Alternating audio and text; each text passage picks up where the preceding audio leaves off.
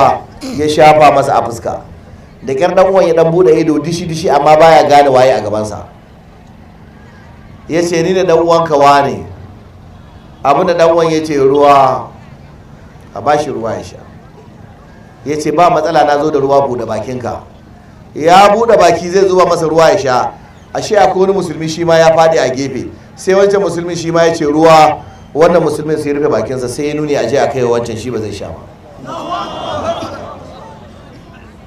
Ka sha mana sannan a kai masa yaki, ba zai sha ruwa ba, ga musulmi na jin kishi ruwa. Aka je wajen wannan, bude bakinka a zuba maka.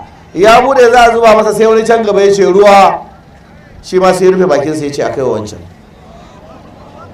Ka tsaya ka sha mana, in je in ba dan uwana, ka sha. Ya rufe baki. Dan lokacin da ya bata ya isa kan wancan, kami ya isa sai samu wancan, ashe har ya samu shahada. Ya dawo da gudu wajen na tsakiyar, kami ya iso shi ma ya samu shahada. Ya dawo da gudu wajen dan uwan nasa, kami ya iso dan uwan nasa ma ya samu shahada. Su hudu sun samu shahada saboda babu wanda zai iya shan ruwa alhali dan uwansa yana jin kishin ruwa. Ruhama ubainahu, sahabban annabi Muhammad sallallahu alaihi wasallam. An dawo daga yaƙi ana jin yunwa, sai manzon Allah sallallahu alaihi wasallam ya sa aka shirya farfesu na kayan tinkiya. Ya ce a kai gidan sayyidina Abubakar. Ba wanda ya ci abinci gida, kowa yunwa yake ji. A'a, ga abinci an kawo, mata da yara sai tsalle sai murna. An kawo kwanuka za a fara zubawa, sai na Abubakar ya shiru ya ce kai ku dakata. Suka ce menene? Ce ai ba mu kada ke jin yunwa ba, dan uwanmu Umar shi ma na ce yana jin yunwa da iyalansa, ba zai mu ci abinci da iyalanmu ga dan uwanmu bai samu ba, dan uwanmu musulmi. A rufe, kowa ya hakuri, a je a kai mashi.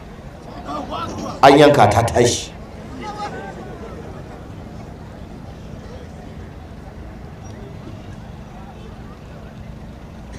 Mata kuma shi ke da ta koma ciki murna.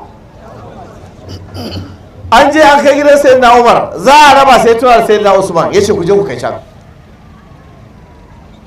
Kai abincin nan sai da ya zagaya gidan sahabbai guda 8, ya sake dawa gidan manzon Allah sallallahu alaihi wasallam, babu wanda ya ci abincin saboda ba zai iya ci dan uwansa na jin yunwa ba.